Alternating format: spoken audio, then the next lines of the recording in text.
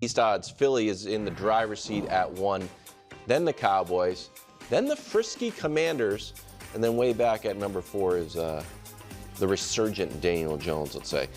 Brew, we'll start with you. Better bet to win the division, Philly or Dallas? Or you can go off the board. I don't even know how this is a question. Like, it's got to be Philly. First of all, nobody's repeated as champion in 20 years. And I just talked about what Dallas lost and didn't replace. And I've always felt, as good as Dak is, he's obviously gotten better, but I felt like he needs a strong run game. Like, he's not Patrick Mahomes or that level where he can just put the team on his back. He needs a strong run game, and they don't look like they have it. I mean, I get that there are a lot of really good running backs out there, but I just don't see one in Dallas that's going to get close to 1,000 yards. So I think Dallas obviously lost. And Philly, I mean, Coach, Saquon Barkley has been, you could argue he's been a top 5 back when he's healthy, and he's been a top 5 back with not great quarterback play, not great receivers. Right. One of the bottom 10 offensive lines every year. Bottom 3. Where the defense could just focus on him and he still could deliver 1,000 yards. And now they got all these weapons. You're not going to be able to focus on him. One of the best offensive lines in the league, even without Kelsey. And I think he's going to have a great year. And defensively, I thought they had a good draft because the defensive backfield was one of their weaknesses. And you add Quinyon Mitchell and then Cooper DeJean, I like. And then they brought back C.J. Gardner-Johnson, who had led the league in interceptions for them a couple years ago. So I think they improved. And their coach, they are out of, I'm declaring it, they're out of their supernatural funk. No, why? Why is that? It's just got to go. Okay. It was one of those weird things. I wish you could just will things to go away like that. I mean, I would be stunned if they were still in that funk that they were in. And because they did research, I thought maybe it's Sirianni, and players came out and backed him. And I'm sure they did their homework and was like, if it's him, he's got to go.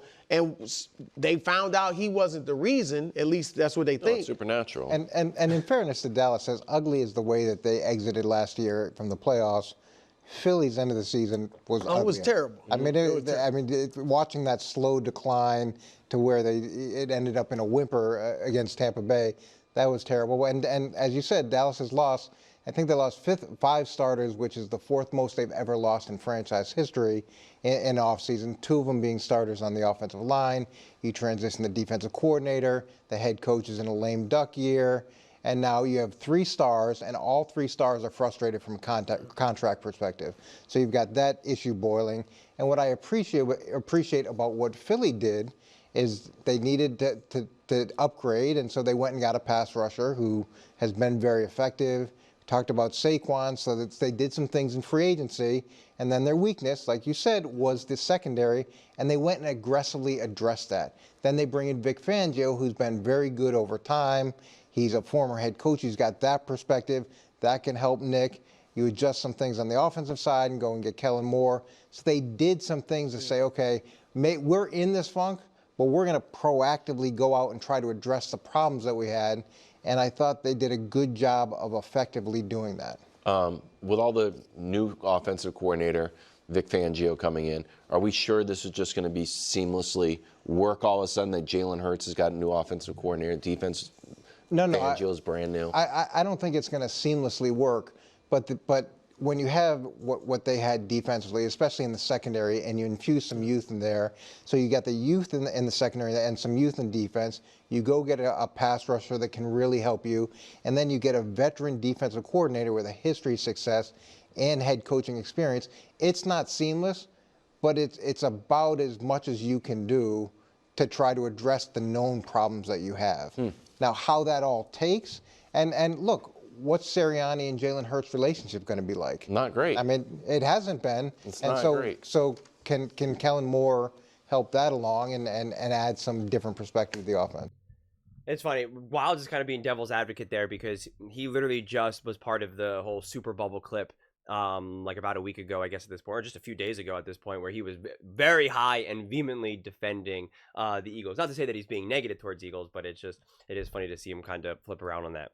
But okay, what I wanted to address with regards to this clip is a couple things. Like, I don't feel the need to keep going through the list of all of the acquisitions that they made and the changes that they made and just keep saying the coordinators and this, that. I believe that the Eagles, it's right. It is a no-brainer to me that the Eagles will win the NFC or should be favored to win the NFC East and be a legitimate, viable, threat to win, to get to the Super Bowl or win the Super Bowl. I think that they are a top team in the NFL, and it's just not up for debate to me. But I do want to emphasize that, what separates them from, say, some of these other teams or even just like the Dallas Cowboys is that they are proactive and aggressive. They make changes, right? They're not just sitting back and saying, oh, well, last year was just kind of a fluke. Things just kind of fell apart. Jalen Hurts was banged up, whatever. That's not what they did. They went out and got 2 great coordinators, okay? They went out, they saw what they were missing defensively and went out and got it. They said, we want to add a more dynamic run game. Boom, they got it with Saquon, right? They have been preparing for Kelsey to leave. So they're not caught off guard by that. So they're prepared. The Eagles are consistently one of the highest, most prepared teams in the NFL, right? Like, that's just the reality of who they are. And again, they're aggressive in trying to constantly get better. They're never complacent, and that's something that you have to respect, because there's a lot of teams that are just not really doing much of anything, and that's why they're consistently not. What the heck are the New York Giants doing? Seriously, what the heck have the New York Giants done? Nothing. What are the Cowboys doing? They went out and got Ezekiel Elliott. It's like, that's a head scratcher. Like, what? And if Mike McCarthy's a lame duck coach, why have him right now? Why not take the chance on Bill Belichick or Ben Johnson or whoever? Just, anything's better than just a random lame duck. And you're not high on Dak Prescott because Tua got signed, Jordan Love got signed, Trevor Lawrence got signed. All these quarterbacks are getting extended, but not Dak Prescott. All the other wide receivers are getting extended, not CeeDee Lamb.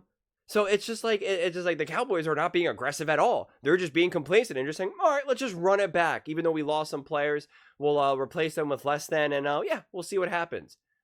That's complacent. That's the opposite of being aggressive.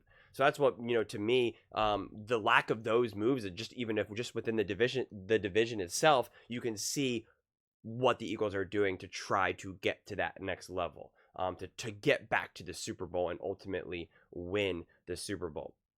And I do agree also with what Brew was saying about how the Eagles did their due diligence, right? I don't believe in the whole supernatural funk. And again, we don't have to unpack too deeply on what actually happened last season. But the Eagles did do their due diligence and tried to figure out what went wrong, right? Was it coaching? Was it personnel? Like, what actually happened? Was it injury? What is the story here? And they reached their conclusions, right? The conclusions were, coordinating, some, issues with the defense in terms of just the roster itself, and that it wasn't Sirianni. And then it's like, you have to trust the Eagles. The Eagles have a stellar front office, stellar ownership, stellar GM. And, they're not one of these messier franchises like the Carolina Panthers, like the Cleveland Browns. So when they reach those conclusions, you can trust it. They're not the team that's going to hire Freddie Kitchens, right? Like, they're just not, their owner's not going to spit or spill beer on a fan. They're a highly run organization. So that is the conclusion they reached. I'm not a huge fan of the coach, Nick. I'm not going to say his last name because then my phone goes off. I'm learning, but I don't think he's the worst coach either. And I think the players obviously really do like him, which, it says something, but not everything, because there's plenty of players that love a coach that's just not good for them. That just, it's just sometimes the relationship that you can have with your team. But I do think it's okay to kind of run it back with Nick, the head coach, and kind of see what the Eagles look like, especially, like I said, with these 2 new coordinators as well. And it's just, it is kind of funny that we're kind of continuing to have these conversations and put it just as it's where they say it's just Philly or Dallas. And truthfully, I think maybe the better question might be Philly or the Commanders. I mean, I think there's real potential that the Commanders are better than Dallas. I think that's, especially if Jaden ends up being who a lot of people think he will be. I think there's that potential. It's harder to look at their roster because they have a lot of younger guys there as well, and so you don't know exactly how they will look, what they will look like, and how their careers will shape up. We obviously do have a lot more clarity on the Dallas Cowboys, so I could understand why it's probably technically a safer bet to kind of call on Dallas. But to me, the safest bet out of all, and when I'm saying bet, that's not me saying you guys should place bets, because you absolutely positively should not, and definitely never based on anything that I say. But it is going to be the Eagles, and I honestly really don't think it's that particularly close. It may seem close just because that's the way football is. There's only so many games, and divisional games are always close just to begin with.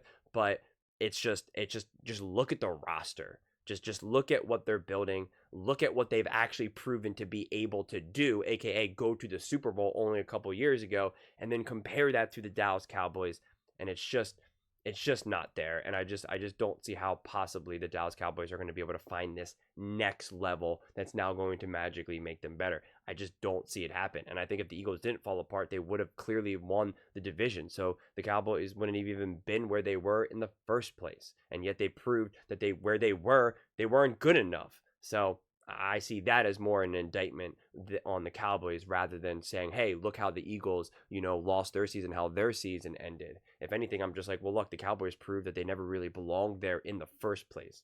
So just kind of a different kind of conclusion and assessment. But those are just my thoughts. I would absolutely love to hear yours. What do you guys all think? What do you think? I don't want to use the word bet, but who do you think is more likely to win the division? Philly or Dallas, or honestly a dark horse like the Commanders?